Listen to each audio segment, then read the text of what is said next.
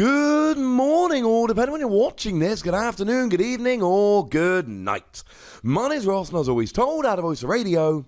So today, I am bringing you the 10 worst Pokemon GXs. We did do this list, but it's been a really long time since we did this list. Usually when we have lists, we update them every kind of 3 to 6 months. It has been well over a year since we actually looked at the worst GXs, so I thought, you know what, ladies and gentlemen? It's time we went back and had another look. Now, lots of honourable mentions. We're going to go very quickly here. I'm not counting Beware, because soon we're going to have triple acceleration energy, which can pay for its attacks in one go, and I think that's going to make it better. Charizard is an expensive stage 2, but we've all seen it being played, especially for the milling GX attack.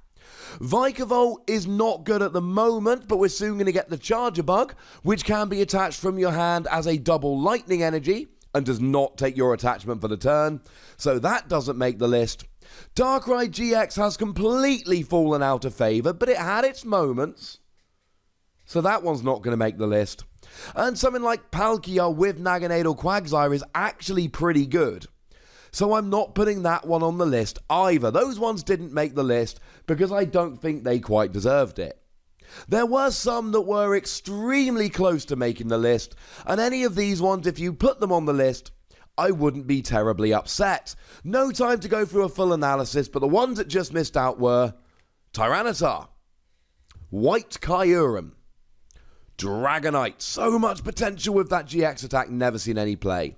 Noivern, maybe with double dragon energy, but we don't have double dragon energy, so it's kind of a moot point. Pheromosa, I want it to be better than it is.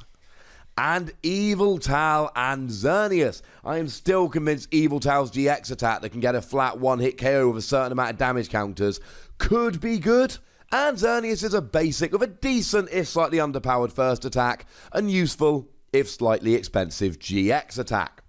So, if they're all the ones that I didn't end up putting on the list, what did I end up putting on the list? Very good question, ladies and gentlemen. Perhaps I should explain. Coming in at number 10, we've got Blaziken GX.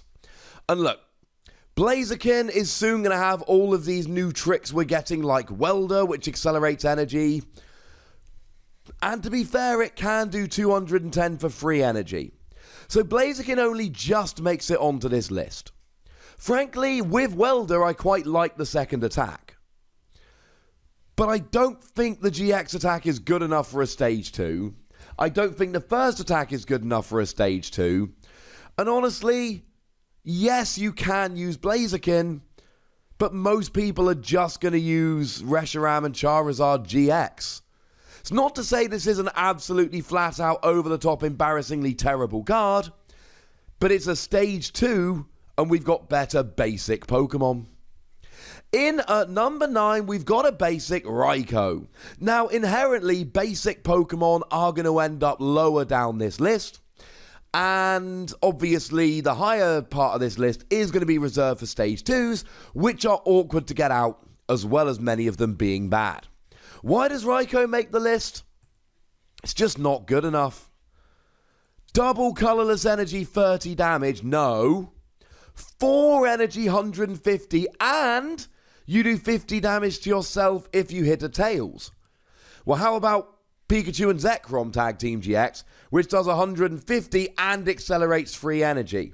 And look, I know it gives up a third prize, I do. But I also know that it's got an extra 70 HP and a significantly better suite of attacks. It can use stuff like Tapu Koko and Thunder Mountain to really reduce the attack cost. I mean, with the two of them and a double colorless energy, you can be doing 150. But the fact of the matter is, we've just got way better lightning Pokemon that we would much rather use. Tapu Koko does almost as much damage. It does it for 1 energy less. It has no weakness.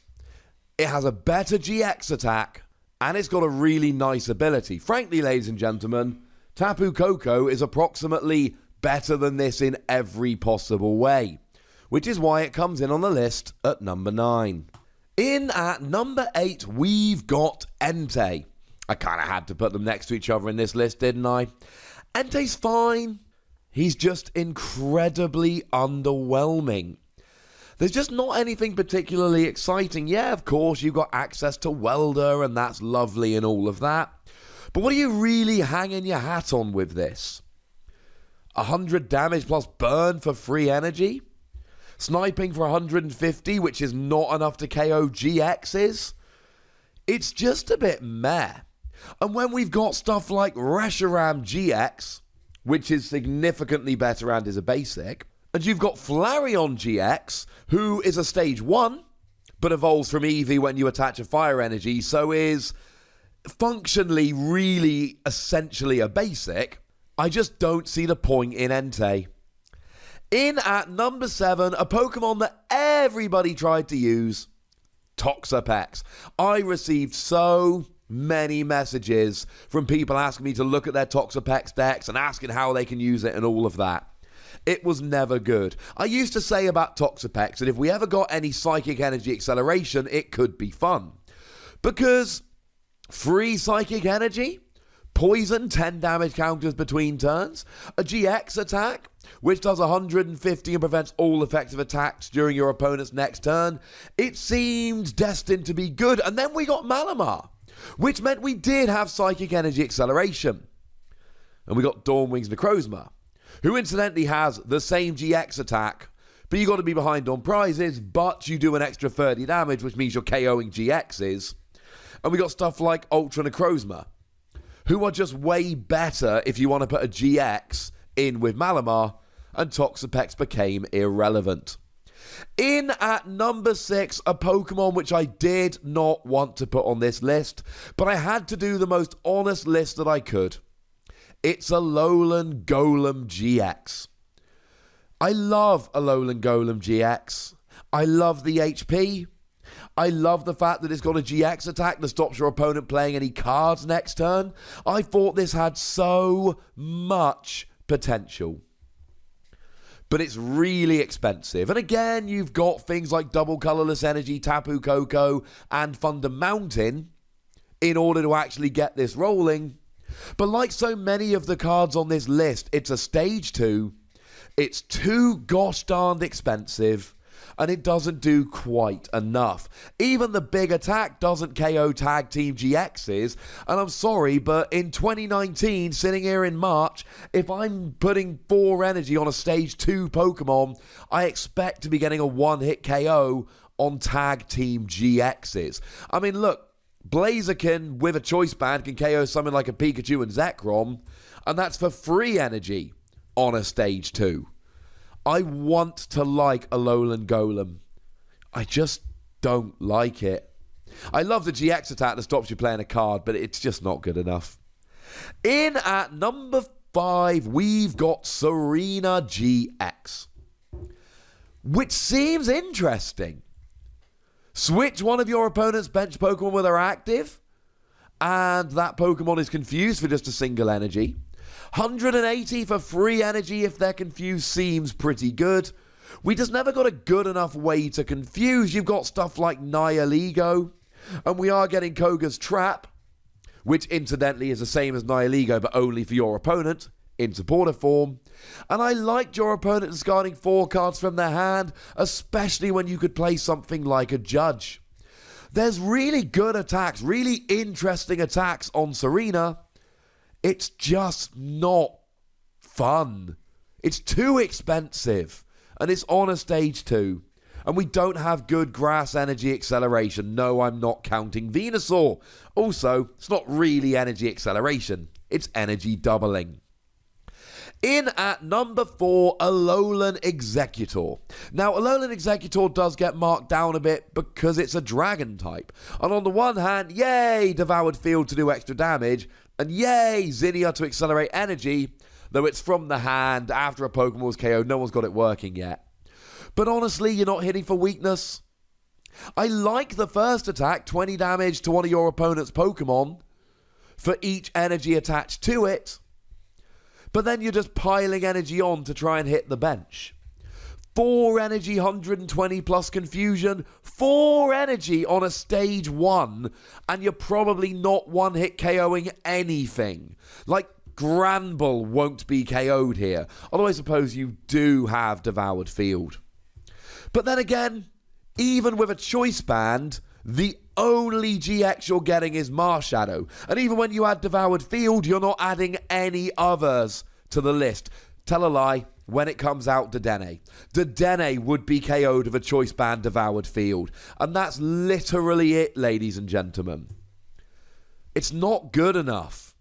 I like doing 180 and redistributing the energy, but then you've got to get the 4 energy on there, and 180 might not be enough, and then you've got a free retreat, and I mean 1, 2, 3, not 0, Pokemon in the active, and it's just not good enough.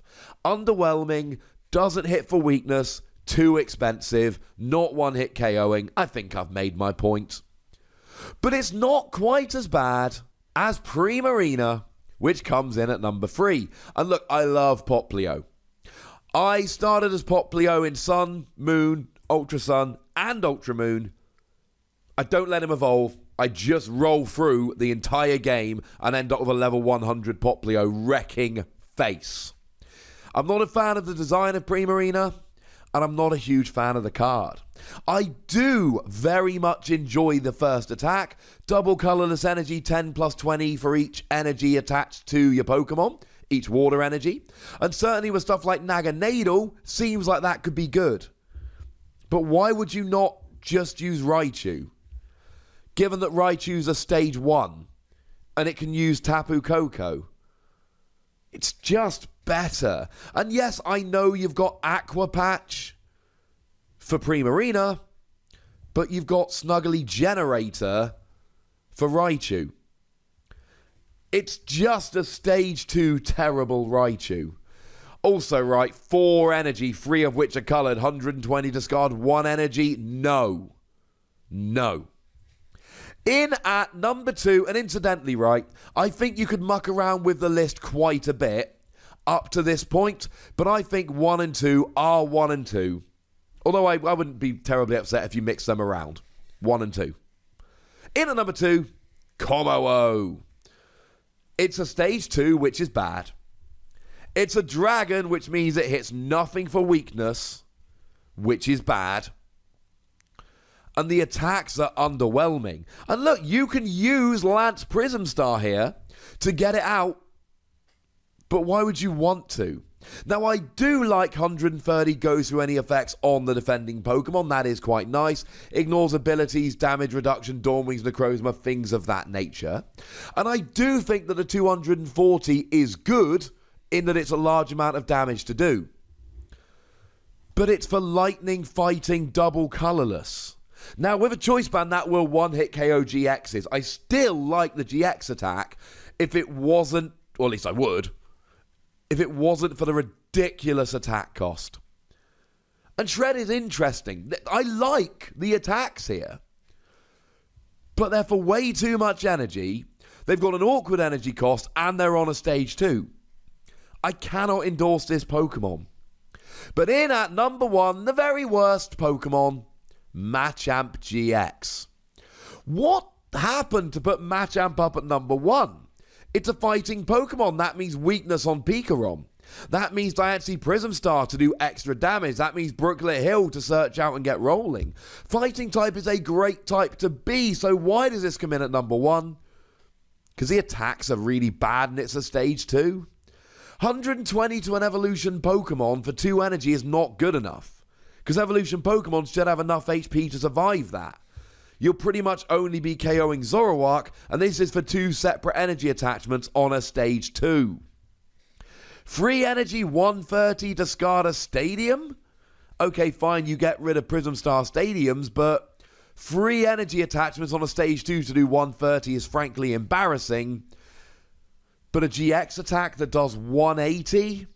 Okay, it's not affected by resistance, and there are a bunch of Pokemon, I'm talking flying types like Zapdos, that do resist fighting type. But 180 for free energy on a stage 2, and it's a GX attack.